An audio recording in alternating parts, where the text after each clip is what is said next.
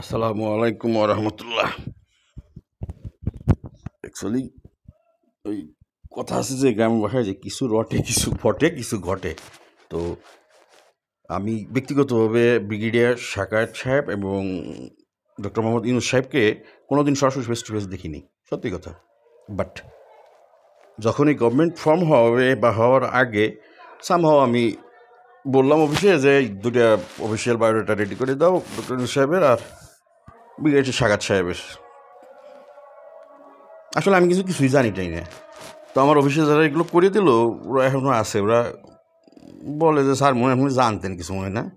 না, আমি সত্যি জানতাম না, যে আসান দিচ্ছে তো আজানি শোনা পেলাম, আসলে আমি কিছু জানতাম না। ব্রিগেডিয়ার সাকায়েত সাহেব 10 কোটি টাকা যে হোয়াইট করলেন নির্বাচন কমিশনে জয়েন করার আগে, আমিও তো ইনকাম ট্যাক্স আজকের দিই না, 2009 সালে না 7 সালে মানে ইনকাম ট্যাক্স ফাইল খোলা আমার ওয়াইফের। তো সাকায়েত সাহেব হলো এশিয়া প্যাসিফিকের সিকিউরিটির, যেমন আমাদের ওই যে কি জানি, ওই যে পাইরেটস অফ দ্য ক্যারিবিয়ান আমি যাকে বলি, আমাকে পলিটিক্যাল সায়েন্সের স্যার ডাইন সাবেক আটলান্টিক কাউন্সিল থেকে যিনি আসছেন, পিনাকিদা, আমার মাঝে মধ্যে আপনার পর বাড়ি মিজাজ খারাপ হয় যে আপনি যে বললেন যে আমাকে সিকিউরিটি অ্যাডভাইজার হলো সবচেয়ে বাংলাদেশের শিক্ষিত। আমি আমার দৃষ্টিতে সরকারি চাকরিজীবীর ভিতরে আমাকে সিকিউরিটি অ্যাডভাইজার তো সরকারি চাকরিজীবী, বিসিএস ক্যাডার। তো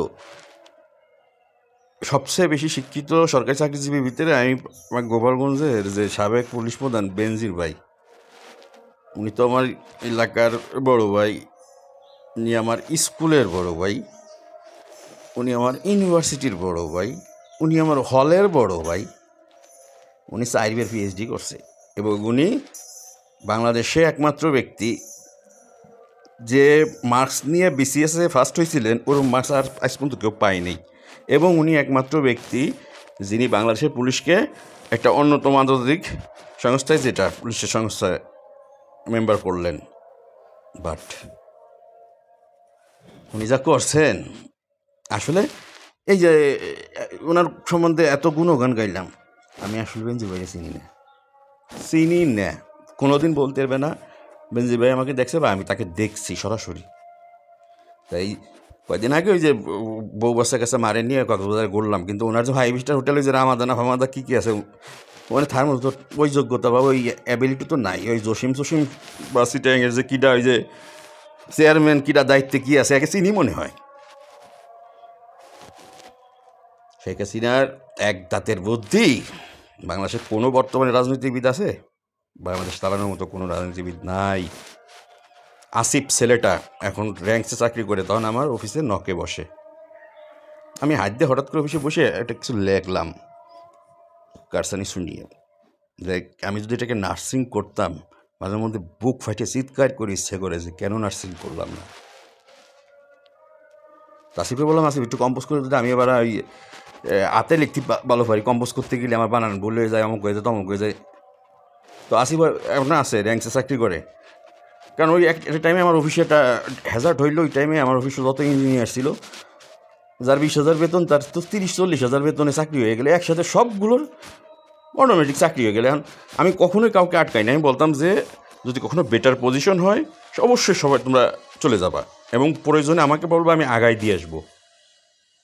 আমার অফিসে যারা যেই যাই করছে, আমি হেল্পারই ও করি, মাঝে মধ্যে রেগুলারই বারো হেল্পারকে সাথে হেল্পারকে, মানে যে কোনো কাজে। আর ঠিক ইম্পোর্ট এক্সপোর্ট বলেন, ঠিকাদারি বলেন, আমি ম্যানেজার, আমি অ্যাকাউন্টেন্ট। ওই এইচএস কোড কি ও আমার মুখস্থ, বাংলাদেশে কোন কোন আইটেমে এইচএস কোড নাই। যেমন এই যে ক্যাসিনো ইস্যুতে নেত্রী প্রবেশ পরিষ্কার করা শুরু করছিলেন, স্বেচ্ছাসেবক লীগের সভাপতি আমাদের গোপালগঞ্জের কাউসার মোল্লা ভাইকে কি পরিষ্কার করেনি। তো মজার ব্যাপার আছে যে এইচএস কোডে ওই যে ক্যাসিনোর যে আইটেমগুলোর ওইগুলো নাই, ইম্পোর্ট করলে কি জরিমানা হবে কি না, বা ইম্পোর্ট করা যাবে কিনা, এইচএস কোডেই নাই আমাদের। তো উনি নার্সিং করেন নেই, কোনো রাজনৈতিক ব্যক্তিত্ব ভ্যাকিউম তৈরি উনিই করছেন। কেন করলেন, কেন উনি নার্সিং করেন নেই?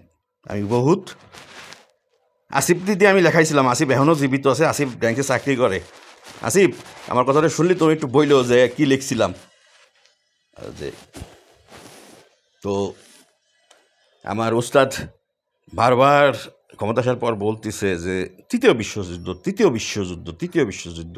অ্যাকচুয়ালি এশিয়ার ভিতরে মায়ানমার বার্মাটা মহা ক্যাসাইলি একটা জায়গা। 8টা অঙ্গরাজ্য সাপোজ আছে, 8 জায়গায় 8 ধরনের ধর্ম, 8 ধরনের মানে ওই যে কালচার, কারোর সাথে কোনো যেমন আমাকে 64 ডিস্ট্রিক্ট আছে, সব ডিস্ট্রিক্টের সাথে তো মিল আছে। ওকে 8টা অঙ্গরাজ্যে কোনোটার সাথে কোনোটার মিল নাই। গণতন্ত্র কীভাবে হবে, নির্বাচন কীভাবে হবে, আমাদের কারণে বাংলাদেশের স্টেবিলিটির কারণে ওকে জোর করে নির্বাচনে রাজি করানো হচ্ছে বারবার। হয়তো আমাদের নির্বাচনের আগে ওদের নির্বাচন দেওয়া হবে, কিন্তু এই দায়িত্বে রাখাইন নিয়ে লাগছে ক্যাসাল। তো মায়ানমারে কী করা যাবে মাথায় আমার কাজ করে না। তো আমার উস্তাদগুলোরে বলবো যে মায়ানমারের আগে কিছু একটা করেন, কারণ এশিয়ার ভিতরে একটা মাত্রই সমস্যা, 2টা দেশ আইডেন্টিফাই করা হয়েছিল অনেক আগে, আমার কাছে ডকুমেন্টস আছে। আর আমি কোনো পারতপক্ষে মিথ্যা কথা কই না, সত্যি কথাই ডাইরেক্ট করে দিই, কারণ আমার পেটের ভিতরে মিথ্যা সিথ্যা কইয়ে গোড়ার ডিম ভালো লাগে না। বেনজির ভাই যে অ্যাসেট, এই যে আমার গোপালগঞ্জে যে কত ওই যে সাবানা পার্কটার, এই যে এখন তো জামাত শিবিরের বলে ডিসি এসপি সব বলে লিস্ট দেয়, কারা টেন্ডার দিলি সবাই তো জামাতের লোকজন পায়। আমি আর টেন্ডার কিছু দিইটি নে, কাজকাম করি আর কী হবে, আর বাঁচবো কয়েকদিন। আজ মরলে কাল 2 দিন। কালকে দেখলাম আমার আশেপাশে কী জানি কি ফাটাইলো, আমার দৌড়োই আশেপাশে তো লোকজন সবাই চলে আসলো, স্যার কী জানি শব্দ শুনলাম। আমি তো শুনিনি। তো রাখায় মানে আমার ওস্তাদগুলোর প্রতি আমি 2-1 দিন যাবৎ বারবার এনক করছি বা করবো। আমাদের মানে আমাদের স্টেবিলিটির জন্যেই, রিজিওনাল কানেক্টিভিটির জন্যে, সাউথ এশিয়ায় আল কায়দা বলেন বা আইএসের যে বলেন, বাংলাদেশ হচ্ছে একটা রুট চরম, মানে একেবারে এমনভাবে এখন তৈরি হয়েছে, বিশেষ করে ইনফ্রাস্ট্রাকচারগুলো তৈরি হওয়ার পরে। বুড়িগঙ্গা নদী দিয়ে তো, বুড়িগঙ্গা নদী তো মাপছেই কোন জায়গায় কতটুক ডিস্টেন্স আছে, কতটুক প্যাড়া আছে, যে সাবমেরিন ঢুকে কত দূর আনা যাবে। আসলেই আমি নিজে ব্যক্তিগতভাবে জাল ফেলাইছি। কেন জাল ফেলাইছি? সাকার ফিশ কিনে আইনে আমরা অ্যাকোরিয়ামে রাখি, ময়লা পরিষ্কার করে জন্য জাল ফেলাই। দেখেন তো বুড়িগঙ্গায় এটা মাছ পান নাকি? খালি সাকার ফিশ খাওয়া যায়? এত দামি মাছ কেন বুড়িগঙ্গায়? সাকার ফিশের কাজ কি, কোত্থেকে আসতো? আমাকে পরিবেশের কি আফা আছে কি জানি। আফা আপনি আমার পিএস হিসেবে একটু দেন, বেতন দেওয়া লাগবে না, আপনার পাগল বানাই দেবো 24 ঘন্টায়। খালি আপনার একটা নোট ধরাই দেবো, এই কাজটা করেন, আপা এই কাজটা করেন, আপা এই কাজটা করেন। আপনি কবেন যে বাবা মাফ কর, পরিবেশ বানান করতে পারবেন না পরিবেশ। তাহলে খালি এনজিও, এতগুলো এনজিও দেশ বিদেশে বানাইয়ে টানাইয়ে কি পরিবেশ। আমাদের দেশে পর্যটন সেক্টর দিয়েই তো আমাদের দেশ এশিয়ার টাইগার হয়ে যেতে পারে। পর্যটনের দিকে কেউ তাকায় না, পলিটিক্যাল লিডার নাই নেতৃত্ব দেওয়ার মতো। আমার মনে হয় কেন জানি 3য় বিশ্বযুদ্ধ বাংলাদেশতে শুরু হয় কিনা,